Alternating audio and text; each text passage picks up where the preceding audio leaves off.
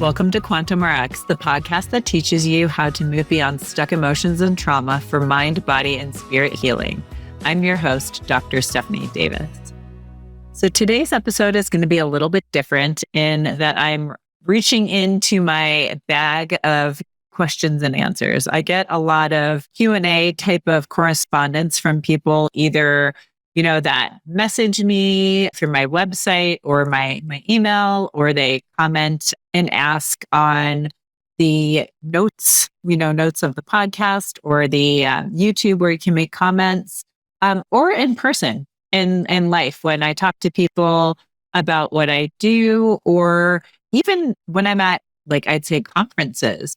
That was actually one of the reasons that I got this actual question, even though it's one that I get quite a bit from people, about the books that I recommend. And for me, it's kind of a wide open question from the standpoint of I recommend different books for different reasons. And in this episode, we're going to dive into the why, because you might just be interested. Are you interested in learning about trauma and how trauma affects the body?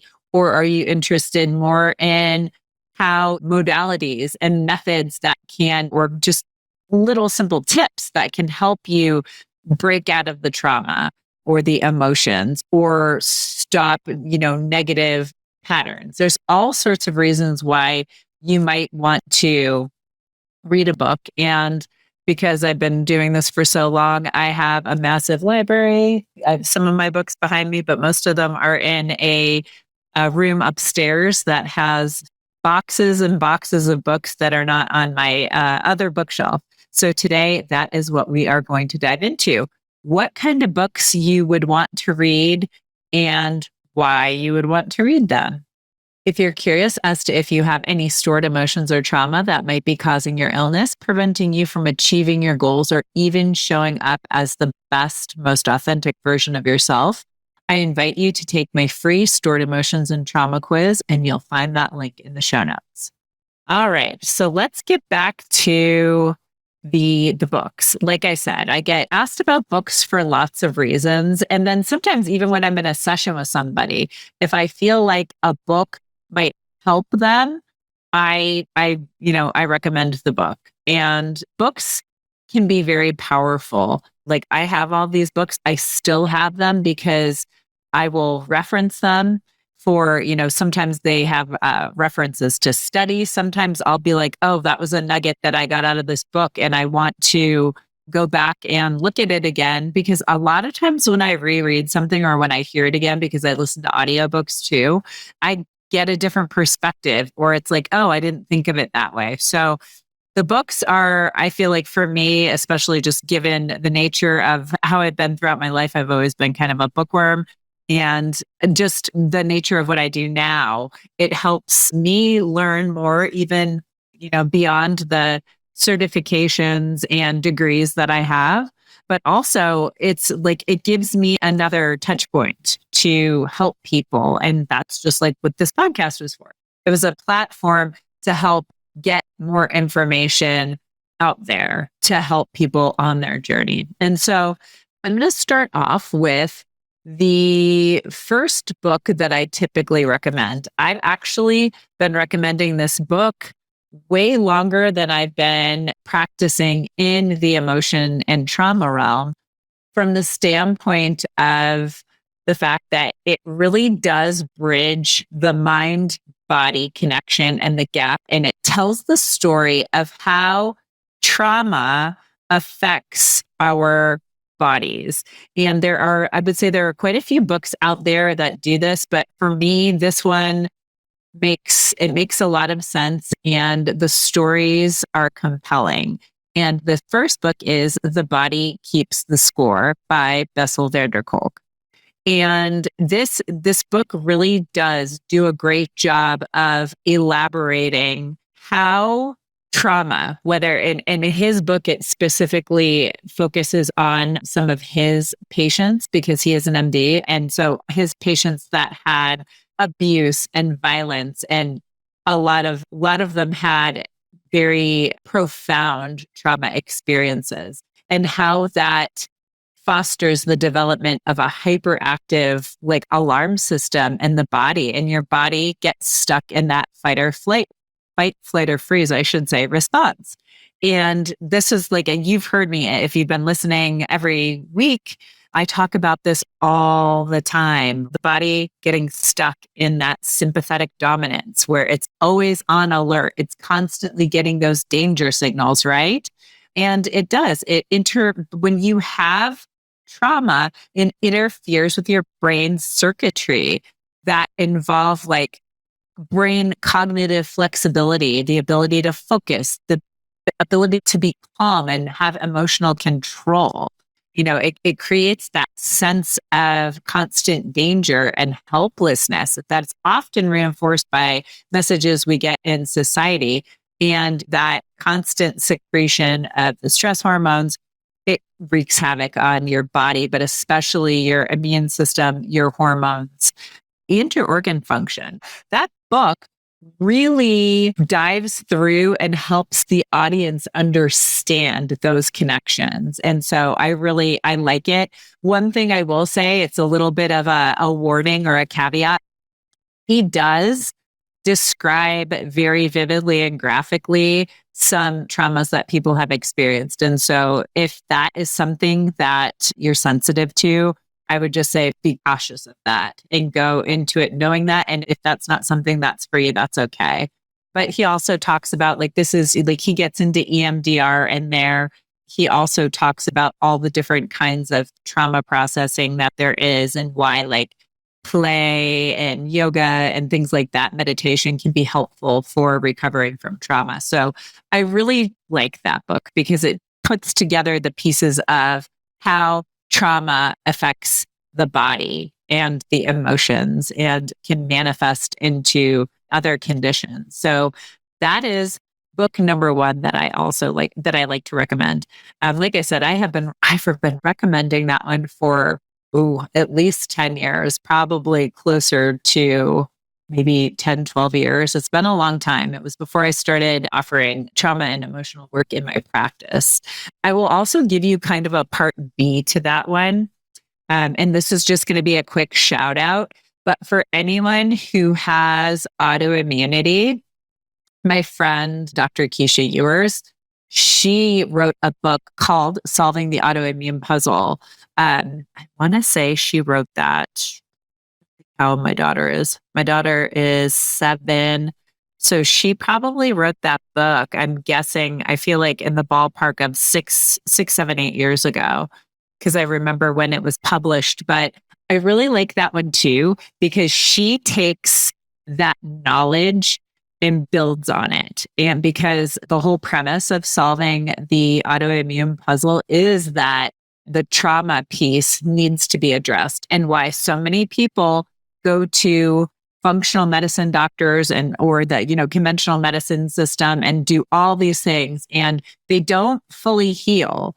They don't fully get well. And it's because this piece of emotions and trauma is being ignored. And she puts that together beautifully. So if you're an autoimmune person, I highly suggest that you get that. Because a lot of my patients over the years have been autoimmune people, I still recommend that book, and that it actually invites people to start working on the causes of autoimmunity. And I would say this, and this is after practicing for, like I said, I've been in this realm for 20 years. I would say that autoimmunity at its core, autoimmunity is like an attack on yourself. And that comes from emotions and trauma, and it starts internally. It's literally your body is in constant danger mode and is reacting to the environment, both physical and the mental, emotional environment. And it's constantly sending those danger signals and saying, I'm on alert, I got to react, I have to be in constant surveillance. So that's another great book. And she also in that book has some exercises that you can do to help you walk through this. I have not read it myself in a very long time since it was first published. But she does have activities. And I want to say one of them walks you through the ACEs assessment, which is Adverse Childhood Event. And that score is very helpful and relevant to knowing where you are, where do you fall in the likelihood of, having an autoimmune condition or a chronic condition based on your past trauma and experiences. So there's that one. My next books that I recommend are Heal Your Body and also You Can Heal Your Life by Louise Hay. I think yes, I do have them here. So if you want to see what they look like, here is, there you go. Heal Your Body. And here is You Can Heal Your Life. These are very integral for me because it connects. She does a beautiful job of connecting the mental causes for physical illnesses. And what I will say is she came out with Heal Your Body first after she healed her own cancer, actually. She had a very traumatic childhood. She was raped at the age of 5 and also came from a physically abusive home. And she's like, no wonder her cancer was vaginal cancer. And so that is, I cannot even tell you the number of times I've either heard from patients or clients or heard from other providers or, heard a story out in social media where this is, somebody had some kind of trauma in a specific area and that's where they ended up getting their cancer or that's where their autoimmunity showed up. A lot of times when I'll tell you specifically Hashimoto's, that's your thyroid is in your throat.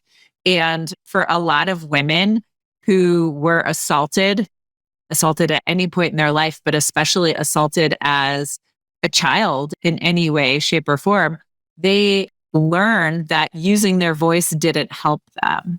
And sometimes their voice would be discounted if they were violated in some way. And then they told their parents or they told some person in authority and they were either gaslit or their feelings were invalidated or ignored. That is profoundly traumatic and often manifests as either hypothyroidism, hyperthyroidism. So hypothyroidism is an underactive thyroid. Hyper is an overactive thyroid, or Hashimoto's, which is more commonly what I see. And it's the autoimmune variation of that. So it's the attack on self. And literally it's getting to the attack on self for, not using your voice and honoring yourself. And so that's where her book dives into this because that is how she, literally solved her own cancer picture. And her doctor was giving her she basically asked for time. And he said to her, you're wasting time. All this time that you're doing this stuff, the clock is ticking. You could die. And that negative outlook is part of what is the problem. Societally, it's pretty pervasive on why people end up in the headspaces that they do. It's because they're constantly being told this. But she was like, she had already started down this path of healing and knew that her mind was powerful. And she decided to access and harness that. And the byproducts were these books.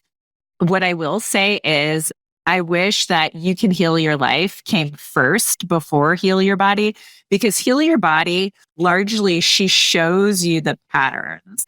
For example, let me just pull up one here for you. Let me get a good one. Yeah. So allergies, for example, she says, like, who are you allergic to?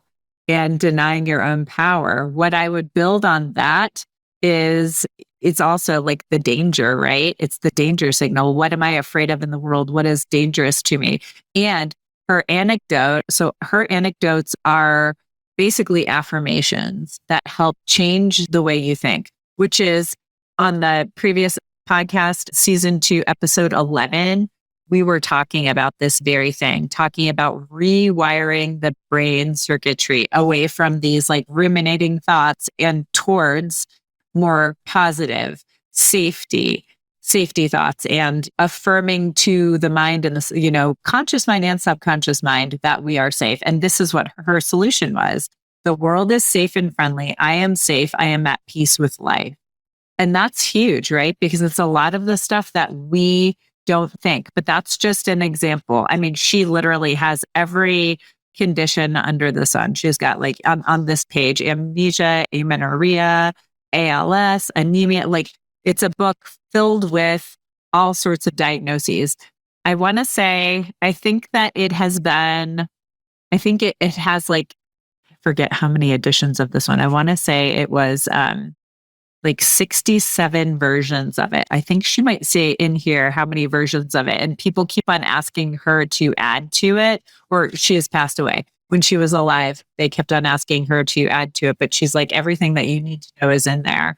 And she's right. Everything you really do need to know is in there because inherently our bodies are designed to heal.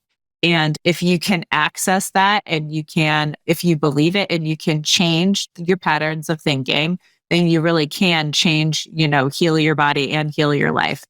In Heal Your Life, she explains the process a little bit more. And she talks about physical releasing, letting go of the past. And she talks about the affirmations. And she talks about awareness being the first step to choosing healing. And this is all right. If you listen to my podcast, this is a lot of the stuff that we talk about. And truthfully, she's not the first person to bring up these concepts. I like the way that she illustrates these ideas to people. But these are ideas that have been around for a long period of time. In traditional Chinese medicine, Ayurvedic medicine, a lot of the ancient healing traditions, they knew all of this and they used it. It's just in the modern world, we have gotten away from it. So I would say if you are interested in the mind-body connection and how to use your mind to heal, those books are great for you. I would start off with You Can Heal Your Life before You Can Heal Your Body, because You Can Heal Your Body is more like a reference manual rather than this is how you do it. And You Can Heal Your Life is more about this is how you do it. So I would say those two are huge in my work. The next books that I often recommend are for people who are interested in more of like the work that I do. Obviously, I do some very, grounded practices. I do a lot of things that are very well documented, things that other people do. Like we use breathwork, we utilize HeartMath, things like that. But if you want to get into the science of why HeartMath works, or when we talk about like the energetic frequencies that our body is sending out, right? That is, that stuff gets into quantum physics and the quantum realm and how you can use that to heal. That is where I feel like Joe Dispenza is, kind of the master of that. And the two books that are my favorite, and I would say read these in this order. It is Breaking the Habit of Being Yourself. That is one of them. And you can see I even have it marked. I have it marked on a page that I frequently use when I'm working with clients. And then also Becoming Supernatural. And these two they build on each other. He also has a book that came before Breaking the Habit of Being Yourself. I did not read it because the first one I read was Becoming Supernatural. And then I read Breaking the Habit of Being Yourself. And I didn't feel like I needed to read the first book. He does say to go back and read that if you need more explanation. But I feel like Breaking the Habit of Being Yourself really does get into, he breaks it down point by point with all of the science of how our thoughts and the habit of who we are, who we wake up as on a daily basis, how that causes a lot of that ripple effect in our lives, why we're not getting what we want, why we're not achieving what we want, why we're not healing, why we're not happy, all of this stuff. He breaks all of that down. And that's why he calls it Breaking the Habit of Being Yourself, because at its core, we're changing our identity. And he talks about the identity change work. He talks about HeartMath and heart-brain coherence and the science of that. He does that in both books. But the first one, Breaking the Habit of Being Yourself, really does walk you through all of the stages. It's a really great read on the quantum science behind healing and how we are connected to the, God, universe, spirit, source, how we're all interconnected. And once you get that and you understand that the world is not against you, the universe and God are not against you, and you can access that, it can be very transformational on your journey. So I feel like that is very, very helpful for people. He talks about in the book, I mean, the quantum you, overcoming your environment, overcoming your body, overcoming time, your three brains. We've talked about that here on the podcast too. He talks about meditation and the meditative process and why it's important to be creative. Like a lot of the things that I have learned, not only from him and his teachings, but, through all many avenues of my training that has come up. And becoming supernatural, it's the title of it, it says how common people are doing uncommon things. It's basically taking the premises that you learn and breaking the habit of being yourself and applying them in a different way. But he also goes through the science and the study of basically how you change your identity, but also visualization and meditation and why these processes work. They're very, I think, fascinating reads, but I have both of them on audiobook and I will listen to them over and over again because I do pick up different nuggets. And I think that they are extraordinarily helpful. What I will say is becoming supernatural and doing the meditations in there, I found helpful, but not practical. And that is why I ended up doing the work that I do with HMT and the emotional work, which for those of you, if you're listening for the first time, holographic manipulation therapy is HMT, and then doing some of the emotional release, emotional reframing. There's a lot of different things that I use, but specifically the HMT process, it is a very quick version in achieving what they talk about, becoming supernatural. Instead of sitting there and having to meditate for 1 to 2 hours a day, there are lots of ways that we can achieve that same end goal without having to do that. And that's not to say I'm not discounting him or his processes, because I think they are so important to the work that I do and just the greater work out there in the emotional and trauma realms, but also self-improvement and self-growth. I mean, you can use this type of work for, if you are doing well in life, doing more of it. It doesn't have to always be about trauma or stuck emotions or things like that. It can be for creating more of the positive in your life too. So that's an important aspect to remember. And so that's why I love these books, but I actually do the work I do, and I don't teach meditation because it's kind of a long process, right? It's hard to sit there and carve out, if you're a busy person, 1 to 2 hours a day to just sit there and meditate. Plus, it takes quite a bit of time to learn. I mean, even in the processes that I do with people, it's I kind of hold their hand and walk them through certain stages at the beginning to get their minds open and receptive to the work that we're doing so we can make change. Because our minds are all about repetition. It's just like riding a bike or learning a new language or any new skill. It's like practice makes perfect. So you want to keep on repeating processes and rewiring certain neural pathways, because I'm sure you've heard me say this before, nerves or neurons that fire together, wire together, right? So we want to create we want to create positive feedback loops, good neurological pathways that are telling our bodies we're calm, we're safe, we're secure, we can trust life. So that's, a lot of what the information that comes from those books specifically. I really do love what he does, but for me, meditating for 1 to 2 hours a day as a busy mom and somebody who owns their own practice and doing this podcast and all the other things that I do, it's just not possible for me to sit for an hour to 2 hours a day.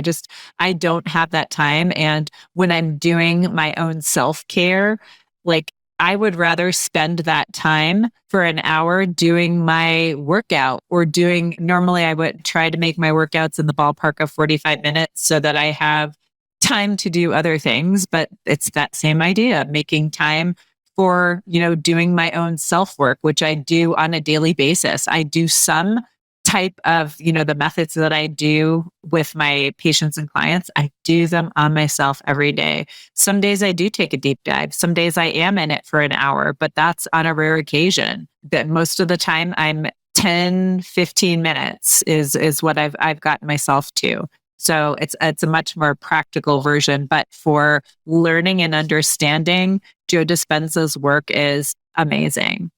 And the last book I want to mention is Breath by James Nestor, because it's so powerful because he walks you, again, using the science in experiments. He talks about his own self-experimentation with breathing and breath work. And he walks you through his journey and his health transformations. And he walks you through all of the whys. He walks you through how our ancestors, even our very distant ancestors, but our closer, ancestors, our fellow Homo sapiens that were alive 500 years ago were much healthier than we are. And a lot of it has to do with the fact that they were eating meat and chewing raw meat, and they were chewing on bones, and they were chewing on hard, fibrous plants. And that gave us nice, big, robust jaws. Back in the day, if you look at ancient skeletons, their teeth were all straight and they didn't have cavities. Those are a part of, the industrialization of the world and the Industrial Revolution.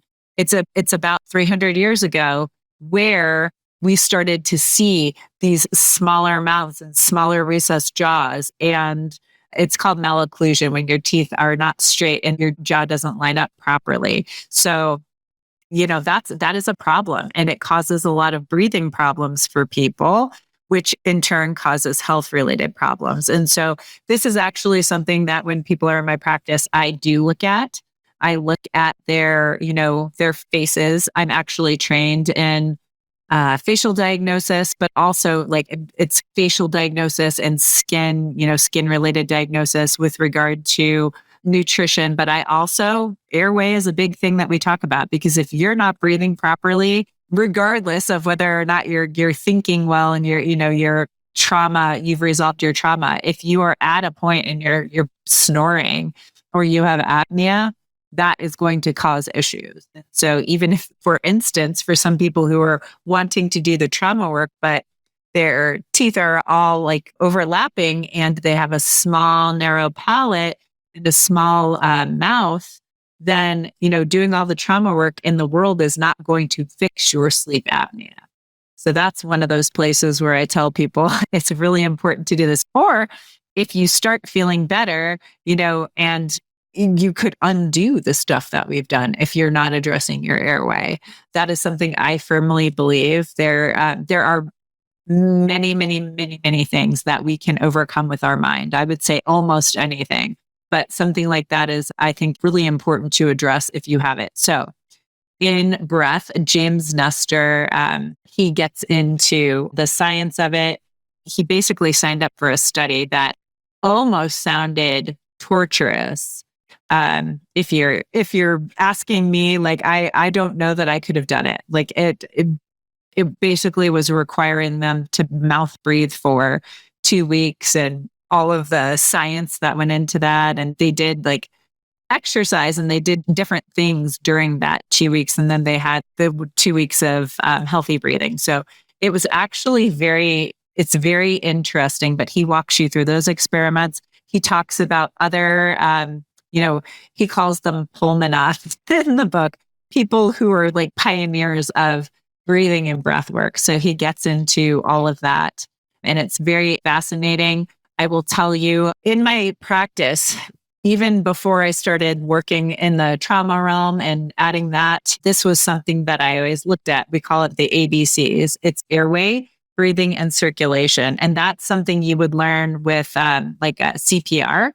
But in my world, is your airway open? That would be what we were just talking about, like the shape of your mouth and your jaw and like your throat and all of that, the position of your tongue. That is airway. Breathing is not just breathing. It's also, are you able to get enough oxygen in and have a good oxygen and carbon dioxide balance to help your physiological processes, go smoothly, right? And in the book, James Nestor talks about that. He talks about like the science of carbon dioxide and oxygen and all of that. So, and it also he gets into the sympathetic nervous system and the, parasympathetic nervous system. So it's really interesting because you can't get away from that. When it comes down to it, everything, the root of health is having a healthy, balanced autonomic nervous system, having that sympathetic and parasympathetic balance, right? That is like that's the expression of health, in my opinion. So it's funny because that book, he talks about that stuff quite a bit. So he gets into all of that. He also talks about, and he gives you explanations of, and if you have the audiobook version of it, they walk you through some of these breathwork exercises. And there are many. That's something that I think a lot of people don't know. Breathwork in and of itself is a pretty complicated discipline. There are many types of breathwork out there. You've got like the Wim Hof style. You've got Tumo, which was derived from ancient practices, right? Like traditional Chinese medicine and Ayurveda. This is that, I believe, if I'm not mistaken, that in the Indus River Valley, that's where I believe the first recordings of actually utilizing breath work came from. And so that area would be more related to like Ayurvedic medicine. But like I said, these healing traditions that have been around for thousands of years, like Ayurveda and traditional Chinese medicine and many, many others, there are, he recounts numerous traditions over hundreds and thousands of years where people have been utilizing breathwork in various ways to control your body and heal your body. And so it's a great read for those reasons. I would also say, if you're interested in that, just to check out Wim Hof, because Wim Hof was a really cool example of like how you can put your body through extremes. And if you can control your body through controlling your breath, you can withstand it. You can withstand those stresses and all of the, seemingly what people would say was traumatic was not traumatic for him. Like walking through the woods in the middle of the winter and sitting in the snow and that type of stuff. And he would not freeze. His body would not freeze. And it was all because he knew how to control his breathing. So that's another one that I really like, just so people understand how profound and important breath is. And again, that tie back to the autonomic or automatic nervous system and the balance between the sympathetic and parasympathetic. So those are my most often recommended books. I will also say this. If there are some other authors that I would recommend you check out if you're interested, especially in just like the realm of trauma, emotions, understanding the roots there of how trauma and emotions can cause physical illness. Gabor Mate, he's another one that is great for that type of stuff. Eckhart Tolle, some people say Tolle, so I always say Eckhart Tolle. So his work is pretty profound and pivotal in this realm. Candace Pert, The Molecules of Emotion. She's probably one of the first people, and I know I've mentioned her on the podcast before, but that book is one of the very first books that actually ties like the emotions to, illness. And she also is another one that talks about the subconscious mind being the root cause of all conditions. So Candace Pert, and then also Bruce Lipton. His work is pretty phenomenal and foundational to this whole realm of trauma, emotions, and healing and all of that. So I would say to check all of that stuff out too, if that's interesting for you. But if you have or if you've read one of these books or listened to one of these books, I would love to hear from you and hear your comments on what you liked and what you take away from any of these books. Or if you have another recommendation for me on one of these books, on a book in this realm that I may not have read or heard of, I would love to hear from you. So feel free to comment in the comment section or reach out to me. You can always email me as well. And all of those links are obviously, show notes, there are links. But if you just want to comment on the bottom of the page, I would love to hear from you, because that's, the dialogue. Dialogue is important. You guys, I love teaching you, but if you can teach me anything, I would love that too, because I'm always open to, I always want to learn. I'm a lifelong learner, and I'm always, my thoughts and my ideas are not static. I am definitely not into dogma. I really enjoy even challenging my own beliefs and changing them. From me today, from 2 years ago, 5 years ago, 10 years ago, I'm a very different person, because I've always kept an open mind. And part of that is, being able to receive information from other people. So feel free to share all your thoughts and everything with me. If you made it this far, I truly appreciate you. Remember, knowledge is just the beginning. Taking action is what truly sparks change. If you're overwhelmed and don't have enough energy to make it through the day, I invite you to book a free 20-minute coaching call with me. It's a no-obligation chat where we can discuss your health goals and how I might be able to help you achieve them. Visit the link in the episode description to book that call. Until next time, keep striving for wellness, and remember, you have the power to not just survive, but thrive in motherhood.